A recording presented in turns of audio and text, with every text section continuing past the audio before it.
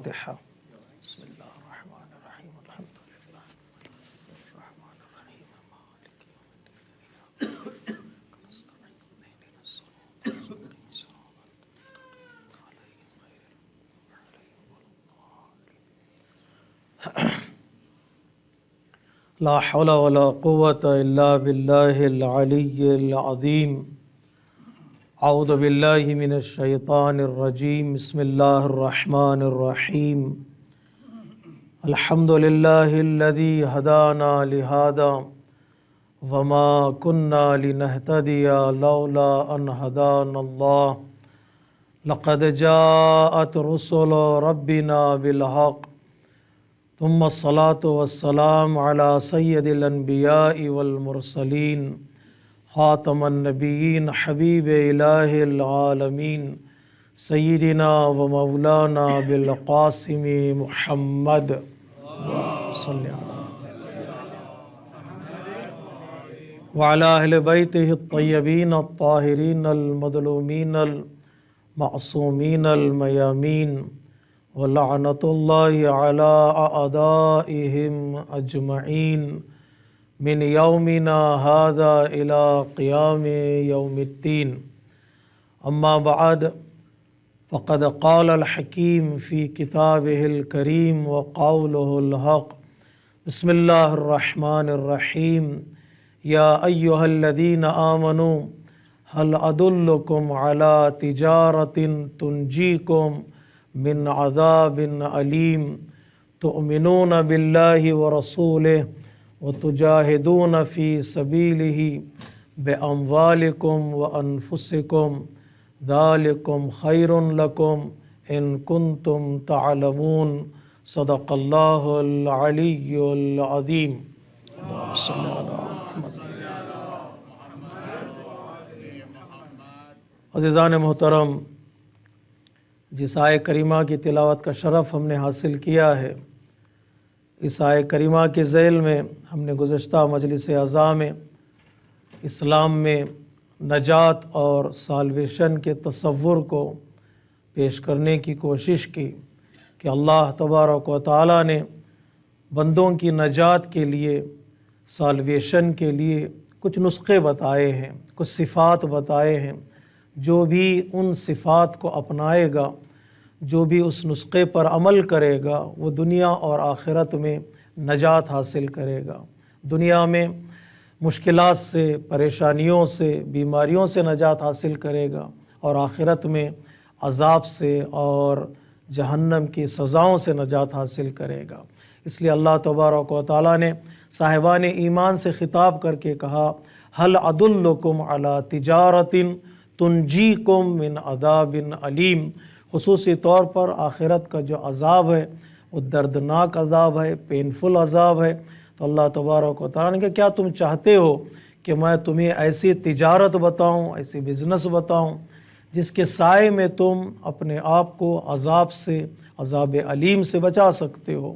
تو بندوں کا جواب ہاں ہی ہوگا۔ پروردگار کون سا بندہ یہ نہیں چاہتا کہ وہ دنیا میں اور آخرت میں عذاب سے نجات حاصل کرے؟ تو اللہ تبارک و تعالیٰ نے دو چیزوں کو اس آیہ کریمہ میں بتایا ہے۔ ایک تؤمنون باللہ و رسولہ، اپنے ایمان کو اور اپنے فیت کو مضبوط کرو، اللہ پر ایمان لے آؤ اور اس کے رسول پر ایمان لے آؤ۔ ایمان خود ایک وسیلہ ہے نجات کے لیے، ایمان خود ایک ذریعہ ہے نجات کے لیے۔ جو ایمان حاصل کر لیتے ہیں ان کی نجات اور ان کے سالویشن یقینی ہے۔ در حقیقت ایمان ایک طاقت کا نام ہے، ایمان ایک وسیلے کا نام ہے، ایمان ایک پاور کا نام ہے۔ جو بھی اس کے سائے میں آ جاتا ہے وہ نجات حاصل کرتا ہے۔ ہمیں معلوم ہے کہ جنگ خندق میں جب پیغمبر اسلام مولا کائنات کو بھیج رہے تھے تو مولا کائنات کے اس خطاب کر کے کہا، برد الایمان کلہ الی کفر کلہ۔ یہاں نام نہیں لیا پیغمبر اسلام نے، بلکہ اس صفت کا ذکر کیا جس صفت کے سائے میں فتح یقینی ہے، جس صفت کے سائے میں نجات یقینی ہے۔ وہ صفت ہے ایمان، کہ میں کل ایمان کو بھیج رہا ہوں۔ اور کل ایمان یعنی مولا کائنات کی ذات مجسم ایمان ہے، ایمان کا پیکر ہے، میں اس کو بھیج رہا ہوں۔ اس کا مطلب یہ بتانا چاہ رہے ہیں پیغمبر اسلام کہ علی کی ولایت، علی کی امامت تمہیں ایمان کی طرف رہنمائی کرے گی اور ایمان تمہیں نجات کا ذریعہ بتائے گا۔ تو تؤمنون باللہ و رسول ہی، اور رسول پر ایمان بھی در حقیقت اللہ پر ایمان کا لازمہ ہے۔ جو رسول پر ایمان لے آتا ہے در حقیقت وہ اللہ پر ایمان لے آتا ہے۔ ہم نے بتایا کل کی مجلس میں صرف ایمان کافی نہیں ہے، مسلسل محنت بھی ضروری ہے، کوشش بھی ضروری ہے۔ اس لیے اللہ تبارک و تعالیٰ نے کہا وہ لوگ جو جہاد کرتے ہیں، اسٹرگل کرتے ہیں اللہ کے راستے میں، بے اموالکم و انفسکم، کبھی مال کے ذریعے سے اور کبھی جان کے ذریعے سے۔ کبھی اسلام اور دین اور حالات ہم سے مال مانگتے ہیں، کبھی جان مانگتے ہیں۔ اس لیے اللہ تبارک و تعالیٰ نے پہلے مال کا ذکر کیا، پھر جان کا ذکر کیا۔ دیکھتے ہیں اگر مال نکلتا ہے تو یہ جان دینے کے لیے بھی تیار ہوں گے، اگر مال ہی نہیں نکلتا تو جان دینے کی بات ان سے توقع نہیں کی جا سکتی۔ بے اموالکم و انفسکم، یا کسی بزرگ عالم دین نے کہا مال کا تذکرہ پہلے اس لیے کیا ہے، کچھ لوگوں کا مال نکلتا ہے تو ایسا لگتا ہے جان نکل گئی ہے۔ بے اموالکم و انفسکم ایک ٹیسٹ ہے صاحبان ایمان کے لیے، مال سے امتحان لے گا پروردگار عالم اور ان کے جانوں سے امتحان لے گا۔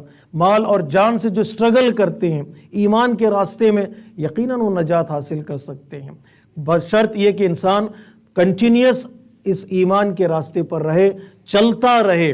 کبھی کبھار ایمان کو ہم لوگ یا میں موسمی سمجھتا ہوں، کبھی کبھار سیزنل سمجھتا ہوں، یہ کچھ دنوں کے لیے، کچھ مہینوں کے لیے، کچھ ساتھ کے لیے میں مومن بنتا ہوں، وہ دن ختم ہو جاتے ہیں، وہ ساعتیں ختم ہو جاتے ہیں، وہ مہینے ختم ہو جاتے ہیں، تو پھر انسان واپس لوٹ کر چلا جاتا ہے وہیں سے جہاں سے وہ چلا تھا۔ اس لیے قرآن نے کہتا ہے ایمان موسمی نہیں ہوتا ہے، سیزنل نہیں ہوتا۔ مومن یعنی ہمیشہ مومن، نہ پر جگہ کا اس پر اثر ہوتا ہے اور نہ ہی وقت کا، ٹائم کا، دن کا، مہینے کا، سال کا اس پر اثر ہوتا ہے۔ تو جاہدون کا مطلب ہے کنٹینیوس وہ اسٹرگل کرتے ہیں اللہ کے راہ میں، کبھی مال سے اور کبھی جان سے۔ انسان کو سوچنا چاہیے کہ اسے کیا کرنا چاہیے۔ یہاں پر رک کر بعض علماء کرام نے اعمال کی طرف توجہ دلائی ہے کہ اعمال کی طرف بھی انسان توجہ کرے تاکہ ایمان عمل کے سائے میں انسان کو نجات دیتا ہے۔ ایمان عمل کے سائے میں، یہ عمل ایمان کے ساتھ مل کر نجات کا ذریعہ بنتا ہے۔ تو جاہدون کنٹینیوشن اس میں چھپا ہوا ہے۔ کبھی کبھار ہم عمل کرنے کے لیے، نیکی کرنے کے لیے کبھی سوچتے ہی نہیں ہیں کہ ہمیں نیکی کرنا ہے۔ کبھی انسان سوچتا ہے نیکی مجھے کرنا ہے لیکن شروع نہیں کرتا۔ ایک زمانہ گزر جاتا ہے سوچتے سوچتے، پلان بناتے بناتے کہ مجھے کرنا ہے، نیکی کرنا ہے، آگے بڑھنا ہے، انسان شروع ہی نہیں کرتا۔ بعض لوگ سوچتے نہیں ہیں، کچھ لوگ سوچتے ہیں اور کچھ لوگ کنٹینیو نہیں کرتے، سوچتے ہیں سٹارٹ نہیں کرتے مجھے نیکی کرنا ہے، نیکیوں کی طرف آنا ہے، وہ سٹارٹ ہی نہیں کرتے، نیکیوں کے راستے پر آتے ہی نہیں ہیں۔ لیکن کچھ لوگ ہیں جو سوچتے بھی ہیں، پلان بھی بناتے ہیں، شروع بھی کرتے ہیں، کنٹینیو بھی کرتے ہیں۔ قرآن کہتا ہے ان کا عمل احسن عمل نہیں ہوتا، ان کا عمل بہتر عمل نہیں ہوتا۔ اللہ تبارک و تعالیٰ قرآن مجید میں کہتا ہے جو بھی کام کرو، جو بھی نیکی کرو، بہتر طریقے سے انجام دو۔ احسن عمل یعنی بہتر انداز سے اور بہتر سلیقے سے اس نیکی کو انجام دینا۔ اور کچھ لوگ ہیں بہتر طریقے سے انجام دیتے ہیں، کچھ لوگ کمپلیٹ نہیں کر پاتے۔ کتنے ایسے موقع آتے ہیں ہم نیکیوں کا سوچتے ہیں، شروع کرتے ہیں، کنٹینیو کرتے ہیں، ممکن ہے بہتر طریقے سے انجام دیں، لیکن ایک وقت گزرنے کے بعد اس کو سٹاپ کر دیتے ہیں، وہاں پر فل سٹاپ لگا دیتے ہیں۔ کتنی مرتبہ ہم ارادہ کرتے ہیں آج کے بعد ہم نماز شب پڑھیں گے، مثلا مثال دیتا ہوں، آج کے بعد ہم صبح کی نماز قضا نہیں کریں گے، چند دنوں بعد، چند مہینوں بعد پھر انسان آہستہ آہستہ جو پلان بنایا تھا اس پلان سے دور ہو جاتا ہے۔ تو ضروری ہے کہ نیکیوں کے راستے میں شروع بھی کرے، کنٹینیو کرے، بہتر انجام دے اور پورا بھی کرے۔ اور جب نیکیوں کو پورا کر دیتا ہے تو پروردگار عالم اسے عذاب سے اور مشکلات سے بچا لیتا ہے۔ مشکل یہ ہے کہ کچھ لوگ شروع کرتے بھی ہیں، کنٹینیو بھی کرتے ہیں، بہتر طریقے سے انجام دیتے ہیں، پورا بھی کرتے ہیں، لیکن نیکی انجام دینے کے بعد اس کو بچانے میں کامیاب نہیں ہوتے ہیں۔ آیت اللہ خیراتی کہتے ہیں کبھی عمل شروع ہونے سے پہلے آدمی عمل کو ضائع کر دیتا ہے، کبھی عمل کے درمیان ضائع کر دیتا ہے، کبھی عمل کے بعد۔ کبھی عمل کے شروع ہونے سے پہلے غرور، تکبر انسان کے عمل کو کھا جاتا ہے، کبھی عمل کے دوران ریاکاری، شو آف انسان کے عمل کو کھا جاتا ہے، کبھی کبھار عمل کے بعد گناہ انسان کے عمل کو کھا جاتا ہے، انسان بچانے میں کامیاب نہیں ہوتا ہے۔ اس لیے قرآن کہتا ہے من جاء بالحسنۃ فَلَهُ عَشْرُ أَمْثَالِهَا۔ ہم یاد ہے یہ آیت کا ٹکڑا، جو ایک نیکی کرے گا پروردگار عالم اسے 10 نیکیاں عطا کرے گا۔ مفسر قرآن کہتے ہیں یہ کرے گا تو 10 نیکیاں نہیں، من جاء بالحسنۃ، جو نیکیاں حشر کے میدان میں لانے میں کامیاب ہوگا اسے 10 نیکیاں ملیں گی۔ من جاء بالحسنۃ یعنی پروٹیکٹ کر کے بچا کے لے جانے میں جو کامیاب ہو جاتا ہے اسے ریوارڈ ملتا ہے۔ اسے تجاہدون کہا، مسلسل کوشش کرو، انجام دو، کنٹینیو کرو، بچاتے چلے جاؤ تو وہ عمل تمہارے لیے نجات کا ذریعہ بن جاتا ہے۔ ہم نے کل کی مجلس میں اشارہ کیا، یہ جہاد سٹرگل ہے جو انسان کو نجات کی منزلوں تک پہنچا دیتا ہے۔ اور تیسری صفت جو قرآن مجید میں ہے اس کی طرف میں اشارہ کر دوں، آج وہ تقوی ہے، وہ پرہیزگاری ہے۔ شاید اعمال انجام دینا آسان ہو، نیکیاں انجام دینا آسان ہو، اپنے دامن کو خطاؤں سے، گناہوں سے بچانا بہت مشکل ہے، بہت مشکل ہے۔ اس لیے اللہ تبارک و تعالیٰ نے نجات کے لفظ کو تقوی سے جوڑا ہے۔ ثم ننجی الذین اتقوا، پھر ہم ان لوگوں کو بچا لیں گے، ان لوگوں کو پروٹیکٹ کریں گے جو لوگ تقوی اللہ اختیار کرتے ہیں، جو لوگ اپنے آپ کو بچانے کی کوشش کرتے ہیں۔ اگر بچانے کی کوشش ہی نہ ہو تو پھر بچاؤ بھی ممکن نہیں ہے۔ اگر میری طرف سے کوشش نہ ہو تو باہر کی چیزوں کی طرف سے مجھے بچاؤ ملنے والا نہیں ہے۔ ثم ننجی الذین اتقوا، وہ لوگ جو تقوی اختیار کرتے ہیں ہم ان کو نجات کا سامان فراہم کرتے ہیں۔ یہ قرآن مجید نے خصوصی طور پر قوم لوط کے سلسلے میں یہاں پر اشارہ کیا ہے۔ ان آیات میں اللہ تبارک و تعالیٰ نے خوبصورت آیتیں ہیں، اگر سورہ عنکبوت کی آیتیں، سورہ طٰہٰ کی آیتوں کا ہم مطالعہ کریں تو نتیجہ ہمیں ملے گا۔ جب فرشتے آئے حضرت ابراہیم کے پاس تو حضرت ابراہیم کے لیے جب فرشتوں نے کہا کہ ہمیں جانا ہے عذاب نازل کرنے کے لیے، اس قوم پر عذاب نازل کرنے کے لیے جانا ہے، ایک لیڈر اور ایک رہبر کو خیال ہوتا ہے اپنی قوم کا کہ کہاں جانا ہے، اس قوم پر، کمپلیٹ قوم پر عذاب نازل کرنے والے۔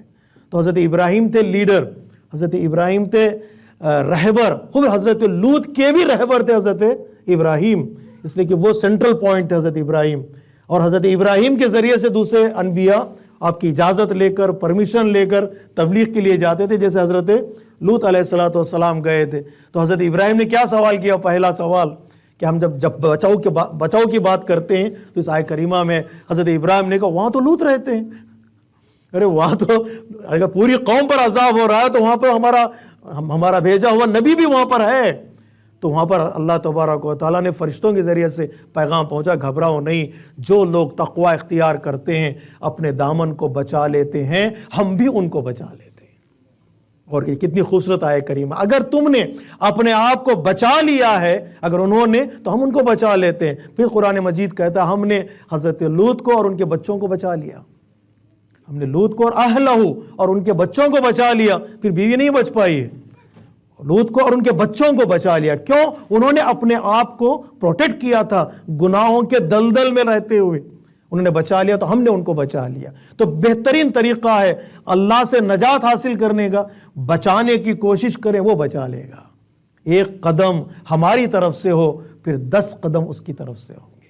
یہ حدیث قدسی میں ہے نا، تم ایک قدم میری طرف آؤ میں 10 قدم تمہاری طرف آتا ہوں۔ ایک ارادہ ہماری طرف سے، عنایتیں اس کی طرف سے۔ بعض لوگ کہتے ہیں نا کبھی مشکل ہے بچنا، نہیں، اگر مشکل ہے بچنا کہیں گے بچے گا نہیں آدمی، اگر کوشش کرے ایک قدم آگے بڑھائے پھر اس طرف سے عنایتیں ہوتی ہیں۔ کتنے لوگ ہیں جنہوں نے یا اللہ کہا اور یہ قدم انہوں نے آگے بڑھایا تو اللہ تبارک و تعالیٰ نے انہیں ہدایت کا راستہ دکھا دیا ہے۔ کتنی خوبصورت آیت کریمہ ہے، پرنسپل ہے قرآن مجید کا، والذین جاہدوا فینا لنہدینہم سبلنا، جو لوگ ہماری راہ میں سٹرگل کرتے ہیں ہم ان کو اپنے راستے دکھا دیتے ہیں، نجات کے راستے دکھا دیتے ہیں، وہ سالویشن کے راستے ہمیں انہیں دکھا دیتے ہیں۔ بچنے کی کوشش کرو ہم تمہیں بچا لیں گے۔ یا اگر انسان اس پر توجہ کرنا بہت ضروری ہے انسان کا، ایک تقوی، ایمان، جہاد اور تقوی، اور حدیث کی طرف چلیں جو کل دو چیزیں میں نے بتائی تھی، آج تیسری چیز جو احادیث میں وہ توکل ہے۔ وہ اللہ پر بھروسہ. التوکل علی اللہ. مولا کائنات علی ابن ابی طالب علیہ الصلوۃ والسلام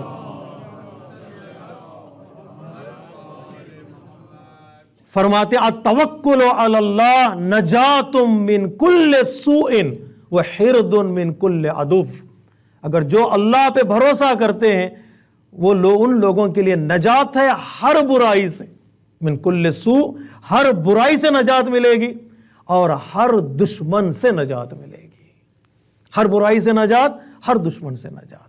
اگر دشمن سے نجات مل نہیں رہی ہے تو اس کا مطلب یہ نہیں کہ اللہ کے خزانے میں مدد کی کمی آ گئی ہو, بلکہ ہمارا توکل کم ہو گیا ہے. ہمارا توکل کم ہو گیا. جیسے علامہ اقبال نے کہا تھا نا, مومن کو کس چیز پہ بھروسہ ہونا چاہیے؟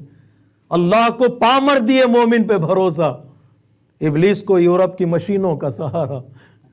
اگر توکل ہمارا جتنا اسلحے پر ہے, اگر اس سے کم توکل کم سے کم اللہ پر ہوتا تو نتیجہ کچھ اور ہوتا. ہم نجات حاصل کرنا چاہتے, نجات ملتی کیوں نہیں ہے, نجات آتی کیوں نہیں ہے؟ آواز قدرت آئے گی, تم توکل کے لیول کو بڑھاؤ, وہاں سے نجات خود بخود چلی آئے گی. توکل کا لیول کتنا ہے تمہارا؟ کیا حضرت عبد المطلب جیسا توکل ہے کہ نہیں ہے؟ کیا حضرت ابو طالب جیسا توکل ہے کہ نہیں ہے؟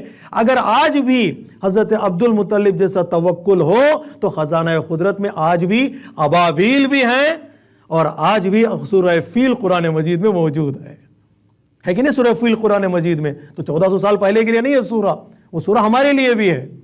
الم تری کیف فعل ربک باصحاب الفیل, یہ آج بھی ہمارے لیے سورہ ہے.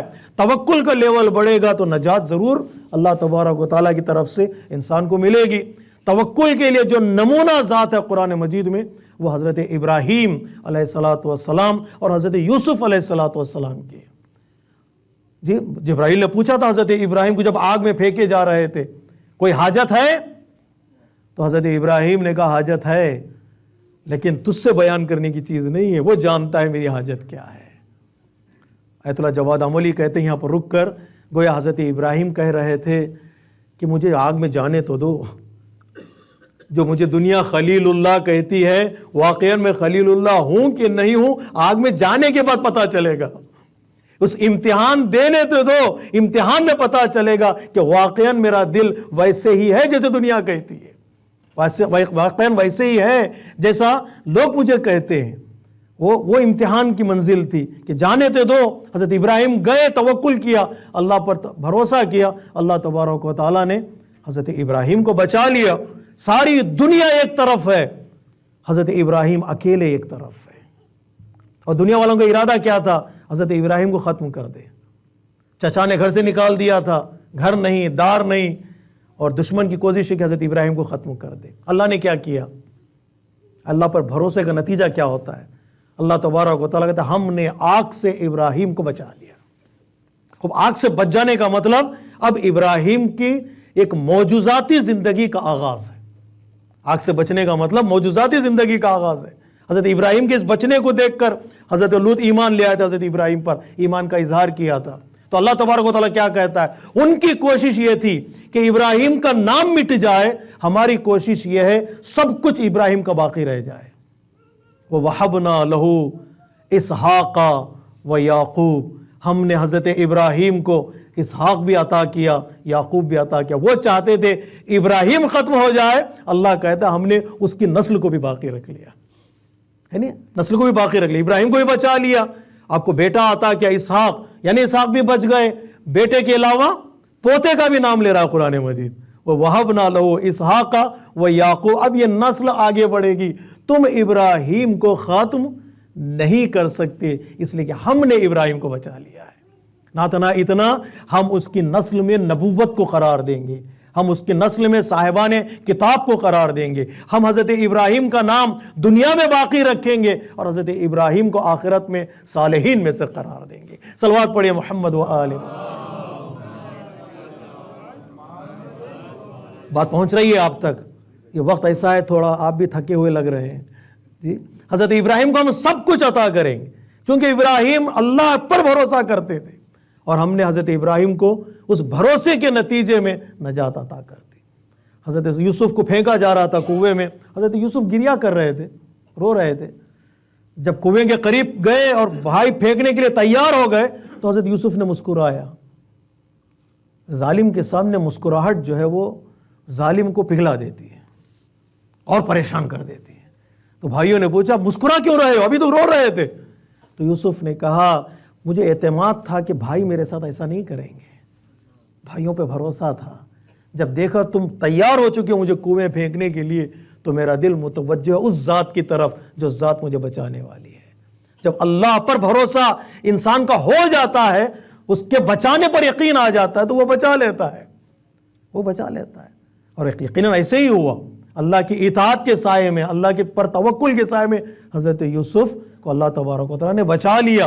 وہ زلیخا کا جملہ مشہور ہے, کتنے ایسے غلام ہیں جو اللہ کی اطاعت کے نتیجے میں بادشاہ بن گئے, اور جتنے ایسے بادشاہ ہیں جو اللہ کی معصیت کے نتیجے میں غلام بن گئے. وہ جملہ ہے نا زلیخا کا مشہور ہے, دیکھا وہ بادشاہ بن چکے ہیں, منسٹر بن چکے ہیں, اور یہ سڑک پر آ چکی تھی. اس نے کہا اطاعت کے نتیجے میں غلام بادشاہ بن سکتے ہیں, گناہوں کے نتیجے میں بادشاہ غلام بن جائیں گے. یہ نتیجہ ہے اللہ پر بھروسہ, اور اللہ کی اطاعت کے نتیجے میں اللہ تبارک و تعالیٰ یہ مقام عطا کرتا ہے. روایتوں میں ہے توکل بہترین ذریعہ ہے اپنے آپ کو نجات حاصل کرنے کے لیے, وہی چیز بچاتی ہے. کیا پیغمبر اسلام سے یا مولا کہنا سے یہ روایت مشہور ہے, سائل نے آپ سے تلوار مانگی جنگ کے میدان میں, آپ نے تلوار دے دی, اور وہ تلوار ہاتھ میں لے کر پوچھا آپ کو کون بچائے گا؟ تو جواب ایک ہی ہے دونوں کا, پیغمبر اسلام کا اور مولا کہنا, تو دونوں سے روایت نقل کی گئی. تو سمجھتا ہے تلوار بچاتی ہے, تو سمجھتا ہے اسلحہ انسان کو پروٹیکٹ کرتا ہے؟ نہیں, وہ بھروسہ اللہ پر تبارک و تعالیٰ پر ہے جو انسان کو بچاتا ہے. تلوار اسلحہ بیکار ہو سکتا ہے, اسلحہ جو ہے وہ کام نہیں کر پائے گا اگر اس کا ارادہ ہو. اگر اس کا ارادہ ہو تو اسلحہ نہیں, انسان کا ایمان اور توکل اور انسان کا اللہ پہ بھروسہ انسان کو نجات دلاتا ہے. جنگ کے میدانوں میں جو لوگ ٹکتے ہیں آخری لمحات تک, ان کے اندر ایک ہی صفت پائی جاتی ہے, وہ یہ اللہ کی اطاعت پر بھروسہ, اللہ پر توکل پر بھروسہ, اور اللہ کے انعام پر بھروسہ ہے.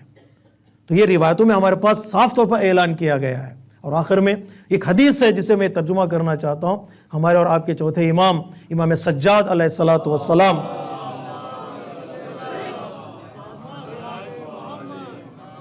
کہ امام فرماتے ہیں ثلاث منجیات للمؤمن, تین چیزیں ایسی ہیں جو مومن کو نجات دلاتی ہیں. معاشرے میں جہاں پر ہم گھر میں رہتے ہیں, فیملی میں رہتے ہیں, کمیونٹی میں رہتے ہیں, تین چیزیں ہیں جو انسان کو نجات کا ذریعہ بن جاتی ہیں, وہ نجات کا راستہ دکھاتی ہیں. پہلی چیز کف لسانہ عن الناس و اغتیابہم, جو لوگ معاشرے میں کمیونٹی میں اپنی زبان کو کنٹرول کر لیتے ہیں وہ نجات پا لیتے ہیں. ساری پریشانیاں, ساری مشکلات زبان کو بے لگام چھوڑ دینے کے نتیجے میں, اگر اس پہ لگام نہ ہو, اس پہ لجام نہ ہو, تو انسان کے لیے مشکلات کا سامان فراہم کر سکتی ہے. مولا فرماتے ہیں کف لسانہ عن الناس, لوگوں کے مسائل میں, لوگوں کے بارے میں زیادہ اپنی زبان مت کھولو. وہ اغتیابہم, ان کی غیبت کرنا, ان کے پیچھے پیٹ پیچھے برائی کرنا, یہ زبان ہے جو تمہیں ہلاکت میں ڈال سکتی ہے. اگر اس کو کنٹرول کر لو, کب بولنا چاہیے, کہاں بولنا چاہیے, کتنا بولنا چاہیے, یہ سیکھ جائے آدمی تو نجات یقینی ہے. ثلاث منجیات للمؤمن, امام فرماتے ہیں. اس نے کسی شاعر نے کہا جب کبھی بولنا سوچ کر بولنا, تول کر بولنا, مدتوں سوچنا, مختصر بولنا. جب کبھی بولنا تول کر بولنا, مدتوں سوچنا, مختصر بولنا, ہاں مگر ذکر حیدر کی محفل ہو جب تم کو حق ہے کہ جی کھول کر بولنا. صلوات پڑھے محمد و آل محمد, یا علی, سب مل کے صلوات پڑھے محمد و آل محمد. زبان اگر انسان جہاں استعمال کرنا وہاں استعمال کرے, نجات یقینی ہے, یقیناً نجات ہے. ایک دو واشتغال نفسہ بما لا ينفع لآخرتہ و دنیا, دیکھو دنیا اور آخرت میں کون سی چیزیں تمہیں فائدہ دیں گی, اس پر تمہاری توجہ ہونی چاہیے. کون سی چیزیں دنیا کے لیے فائدہ مند ہیں, آخرت کے لیے فائدہ مند ہے. آخرت کا بہانہ بنا کر دنیا کو نہ چھوڑو, دنیا کو بہانہ بنا کر آخرت کو نہ چھوڑو. یہ دیکھو دنیا میں کون سی چیزیں فائدہ مند ہیں وہ لے لو, آخرت میں کون سی چیزیں کام آنے والی ہیں وہ لے لو. بہترین چیز وہ ہے جو انسان اس دنیا سے قبر میں لے جانے میں کامیاب ہو جائے۔ کیا لے جا سکتے ہیں ہم قبر میں؟ بس سوچے تھوڑی دیر کے لیے، بما لا ينفع لآخرتہ وہ دنیا۔ کسی عالم دین نے بڑا خوبصورت جملہ کہا تھا، 4 چیزیں ہونی چاہیے کسی بھی کام میں، دنیا کا کام ہو یا آخرت کا کام، یا واجب ہو تو کرو، یا مستحب ہے، یا آپ کا اپنا فائدہ ہے، یا قوم کا فائدہ ہے۔ اگر 4 چیزیں اس میں ہیں تو کام کرو، ورنہ چپ ہو جاؤ، خاموش بیٹھنا بہتر ہے، بیکار بیٹھنا بہتر ہے۔ یا واجب، یا مستحب، یا اپنا فائدہ، یا قوم کا فائدہ، دوسروں کا فائدہ۔ اگر 4 چیزیں اس کام کے سائے میں آتا ہے کام تو کام کرو، اگر نہیں آتا کام تو چپ ہو جاؤ، اسے پھر نقصان میں رہو گے تم۔ بما لا ينفع، اس پہ غور و فکر کرنا چاہیے۔ آپ سوچ سکتے ہیں جو بھی کام کرنا یا واجب ہے، یا مستحب ہے، یا میرا فائدہ ہے، یا قوم کا فائدہ ہے۔ قوم کا فائدہ گھر بھی قوم میں آ جاتا ہے، ایسا نہ کہ پھر گھر کا کام نہیں کروں گا، گھر بھی قوم میں آ جاتا ہے، اور گھروں ہی سے قوم بنتی ہے۔ تو 4 چیزیں ہونے چاہیے، بما لا ينفع لآخرتہ وہ دنیا۔ یہ دوسری چیز ہے جس کی نجات یقینی ہے، ثلاث منجیات، جس کی طرف امام اشارہ فرما رہے ہیں۔ اور تیسری چیز ہے طول البکاء علی خطیئات۔ انسان خطاؤں سے دور نہیں ہو سکتا، کہیں نہ کہیں انسان خطا کر جاتا ہے، کہیں نہ کہیں انسان سے مسٹیک ہو جاتی ہے، کہیں نہ کہیں انسان سے گناہ ہو جاتا ہے۔ اس کا علاج کیا ہے؟ علاج کیا؟ مایوسی نہیں ہے، مایوسی کفر ہے، نا امیدی کفر ہے، ہوپلیس ہو جانا یہ اس کی اجازت ہی نہیں ہے۔ سب سے بڑا گناہ اللہ کی رحمت سے مایوس ہو جانا ہے۔ پھر علاج کیا ہے؟ ایک ہے توبہ اور دوسرے ہے گریہ۔ توبہ یعنی معافی مانگی اللہ کی بارگاہ میں، اللہ کہتا ہے لوٹ کرا میرے بندے، 70 مرتبہ بھی تو نے توبہ توڑ چکا ہے، پھر بھی آ جا، پھر بھی آ۔ اللہ کا دروازہ کبھی بند نہیں ہوتا ہے۔ چوتھے امام فرماتے ہیں صحیفہ سجادیہ میں، اگر توبہ کے علاوہ کوئی دروازہ کھلا نہ ہوتا، اسی دروازے کے کھلے ہونے پر انسان زندگی بھر سجدہ کرے تب بھی کم ہے۔ ایک ہی دروازہ کھلا رہتا توبہ کا، سارے دروازے بند ہو جاتے۔ اس لیے ہم تو خطاؤں کے پتلے ہیں، بار بار توبہ کرتے ہیں اور بار بار توبہ توڑ دیتے ہیں۔ اور اپنے گناہوں پر جسے رونا آ جائے وہ کمال کا آدمی ہے۔ اپنے گناہوں پر رونا آئے تو کمال کا آدمی ہے۔ طول البکاء علی خطیئات۔ ائمہ اطہار علیہ الصلوۃ والسلام کی سیرت یہی ہے کہ وہ گریہ کرتے تھے۔ گریہ اپنے احساس کی وجہ سے، خوف پروردگار کی وجہ سے گریہ ہے۔ اس گریہ کی اجازت بھی ہے، ایون نماز میں اس گریہ کی اجازت ہے۔ اگر کوئی نماز پڑھ رہا ہے، آپ نے دیکھا ہوگا عرفہ کی نماز، جب وہ نماز پڑھتے ہیں ایاک نعبد و ایاک نستعین پر پہنچتے ہیں، رونا شروع کر دیتے ہیں۔ کیا واقعاً ہم اللہ کی عبادت کر رہے ہیں؟ کیا واقعاً ہم اللہ سے مدد طلب کر رہے ہیں؟ انسان کی آنکھوں سے آنسو آ جانا چاہیے، اور انسان وہاں پر گریہ کرتا ہے۔ طول البکاء علی خطیئات۔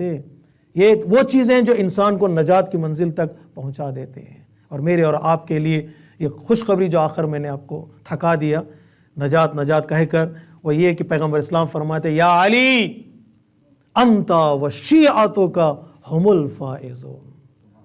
نجات حاصل کرنا چاہتے ہو، راہ ولایت پر ثابت قدم رہو، راہ امامت پر ثابت قدم رہو۔ اے علی تم اور تمہارے شیعہ ہی کامیاب ہوں گے، نجات یافتہ ہوں گے، دنیا میں بھی آخرت میں بھی۔ آج دنیا میں اگر کوئی مذہب، آج دنیا میں اگر کوئی سوچ، کوئی فکر سر چڑھ کر بول سکتی ہے، دنیا والوں کو ہدایت کا راستہ دکھا سکتی ہے، وہ مذہب تشیع ہے، وہ مذہب تشیع۔ ہم دنیا والوں کو نجات کا راستہ دکھا سکتے۔ ہمیں ضروری نہیں ہے کہ ہم دنیا والوں سے پوچھیں سالویشن کا راستہ کون سا ہے۔ ہم اونر ہیں، ہمارے پاس وہ راستہ موجود ہے۔ ہم دکھانے والے ہیں، پوچھنے والے نہیں۔ اگر دکھانے والوں کا تصور ہمارے ذہن میں آئے تو آج مذہب تشیع ہی دنیا والوں کو نجات کا راستہ دکھا سکتا ہے۔ یہی ایک بیلنس دین ہے، یہی ایک دین ہے جس میں ساری چیزیں موجود ہیں۔ ہم دنیا والوں کو بتائیں گے اگر نجات حاصل کرنا چاہتے ہو، اگر سالویشن چاہتے ہو دنیا اور آخرت میں، راستہ یہ ہے کہ ولایت کے راستے پر چلتے چلے جاؤ، تمہیں دنیا کا راستے مل جائیں گے، نجات کے راستے مل جائیں گے۔ ساری دنیا اے سمرہ ایک طرف چلی جائے اور علی ابن ابی طالب اکیلے دوسری طرف رہیں، تو علی کے دامن کو کبھی نہ چھوڑنا۔ علی کے دامن کو کبھی نہ چھوڑنا۔ وہاں ہدایت ممکن نہیں ہے، یہاں گمراہی ممکن نہیں ہے۔ علی کے ساتھ چلتے رہو گے تو نجات یقینی ہے۔ نہ تنہا چلتے رہو تو نجات یقینی ہے، اور خود انہوں نے کہا ہے کہ ہمارے ساتھ چلو، ہم تمہارے ساتھ ہوں گے، ہم تمہارے ساتھ ہوں گے، تم ہمارے لیے دنیا میں ہمارے کام آؤ، ہماری مدد کرو، فاعینونی، نہج البلاغہ میں مولا کہنا دیکھا میری مدد کرو میں تمہاری مدد کروں گا، عینونی بتقوی وسداد، تقوی کے ذریعے سے، مضبوطی کے ذریعے سے ایمان میں میری مدد کرو میں تمہاری مدد کروں گا۔ کب مدد کریں گے مولا؟ جب تم مشکل میں آؤ گے ہم تمہارا ساتھ دیں گے، جب تم مشکل میں آؤ گے ہمارا ساتھ دیں گے۔ یہ بچنا اور یہ قوم کو بچانے کا انسان ارادہ کرے، ان صفات کے سائے میں انسان خود کو بچا سکتا ہے، پوری قوم کو بچا سکتا ہے۔ اس سے بہتر کیا چاہیے کہ ہمارے پاس ایک نجات کی کشتی بھی ہے، ہم دنیا والوں کو انوائٹ کر سکتے ہیں، آؤ ہم تمہیں نجات کی کشتی بتائیں گے، اس میں سوار ہو جاؤ، تمہیں نجات یافتہ ہو جاؤ گے۔ جوش ملیح آبادی نے کہا، یہ آخری شعر ہیں اس مجلس کے، اور کل مجلس بھی نہیں ہے، بہت بہت شکریہ آپ کا، آپ نے شکریہ ادا کر دیا، یہ ہمارے لیے سعادت ہے۔ عزاداری فرش پر بیٹھنے والے کو اٹھا کر ممبر پر بٹھا دیتی ہے، گمنام کو مشہور بنا دیتی ہے، یہ عزاداری کا صدقہ ہے۔ تو جوش ملیح آبادی کہتے ہیں، دیکھ پھر قصر جہنم بن چکا ہے روزگار، دیکھ پھر قصر جہنم بن چکا ہے روزگار۔ آج دنیا دیکھیے گا کیا ہو رہا ہے دنیا میں، آج کتنے مار دھاڑ، قتل و غارت گری، گھروں کو اجاڑ دیا جاتا ہے، ملکوں کو اجاڑ دیا جاتا ہے، چن چن کے مارا جاتا ہے۔ میڈیا میں یہ سب کچھ چیزیں آتی بھی نہیں ہیں۔ گڑگاؤں انڈیا میں قریب ہے، دلی کے قریب، راتوں رات اتنے لوگوں کو مارا گیا ہے، وہاں سے لوگ مسلمان اپنا گھر بند کر کے بھاگ رہے ہیں۔ آپ دیکھیے اندازہ، کچھ چیزیں میڈیا میں نہیں آتی ہیں، اس لیے میڈیا میں نہیں آتی کہ میڈیا ہمارے ہاتھ میں نہیں ہے، کنٹرول ان کے ہاتھ میں ہے، کنٹرول ان کے ہاتھ میں ہے۔ دیکھ پھر قصر جہنم بن چکا ہے روزگار، دنیا جہنم کی صورت اختیار کر چکی ہے جی۔ سرزمی پر با ہزاراں اقتدار، آتش و دود و دخان و برق و شرار۔ کیا ہے ہماری ذمہ داری؟ زندگی ہے برسر آتش فشانی یا حسین، زندگی ہے برسر آتش فشانی یا حسین، آگ دنیا میں لگی ہے آگ پانی یا حسین۔ نجات حاصل کرنا چاہتے ہیں، ایک پیاسے سے پانی مانگیں، ایک پیاسا ایسا پانی پلائے گا دنیا والوں کو، اس پانی سے نجات ملے گی۔ وہ پیاسا رہ گیا لیکن اس نے کسی کو پیاسا رہنے نہیں دیا۔ پھر آج دنیا کے ہر پانی پر اس کا نام لکھا ہوا ہے۔ جب وہ اس دنیا سے جا رہا تھا ایک قطرہ پانی طلب کر رہا تھا، ہے کوئی جو حسین کو پانی پلائے، ہے کوئی جو حسین کو پانی پلائے۔ جب ذوالجناح خیموں کے قریب آیا تھا زخمی ہو کر، سب سے پہلے خیموں سے باہر آنے والی بچی کا نام ہے سکینہ، وہ آگے بڑھی، اپنے ہاتھوں کو گھوڑے کی ذوالجناح کی باہوں میں ڈالا، کوئی سوال نہیں کیا، صرف ایک ہی سوال ہے، اے بابا کے گھوڑے اتنا بتا دے آخری لمحے میرے بابا کو پانی ملا کہ نہیں ملا۔ ام قتل عطشانا، کیا میرا بابا پیاسا شہید ہو گیا؟ ذوالجناح نے زبان بے زبانی سے کہا پیاسے شہید ہو گئے۔ کتنی پیاس تھی کربلا میں کوئی نہیں بتا سکتا۔ دو شہادتیں پانی کے وجہ سے ہوئیں، ایک سبیل آب میں، دوسرے طلب آب میں۔ طلب آب میں اصغر شہید ہو گئے، سبیل آب میں عباس شہید ہو گئے۔ پانی کب تک پانی نہیں رہا خیموں میں کوئی بیان نہیں کر سکتا ہے۔ بس 13 محرم کو جب امام آئے تھے بے اجاز امامت کربلا، امام حسین کو دفنا دیا بنی اسد کے قبیلے والوں کے ساتھ مل کر، تو امام نے قبر کے سرانے جو پتھر رکھا جاتا ہے اس پتھر پر جملہ لکھا جاتا ہے، امام نے اس پتھر پر لکھا ہاذا قبر حسین ابن علی الذی قتل عطشانا۔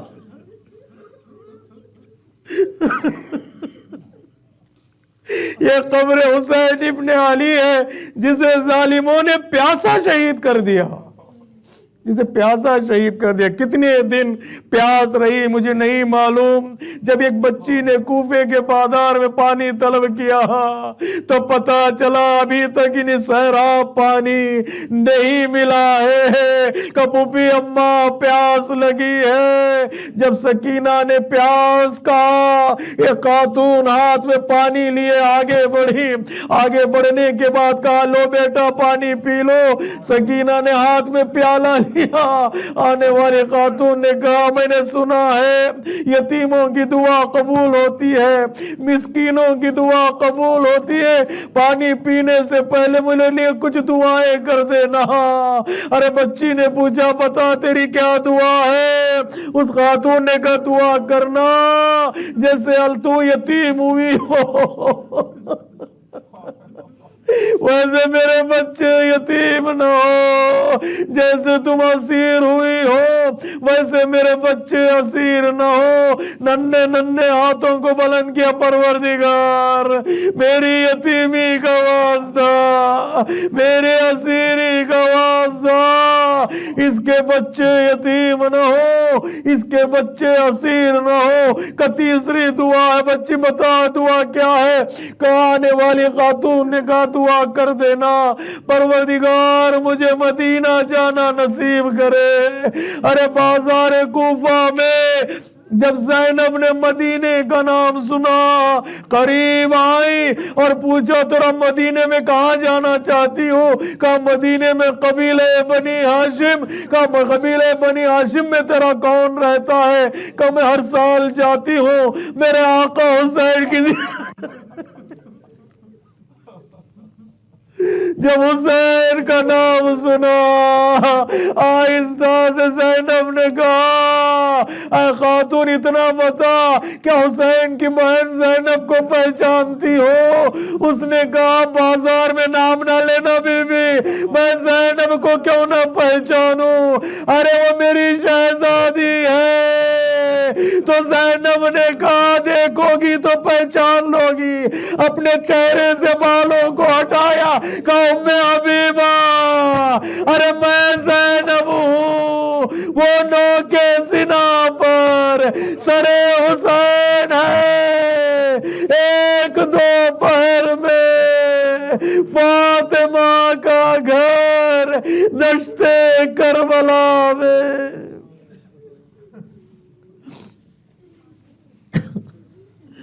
الا لعنت اللہ علی القوم الظالمین سیعلم الذین ظلموا ای منقلب ینقلبون.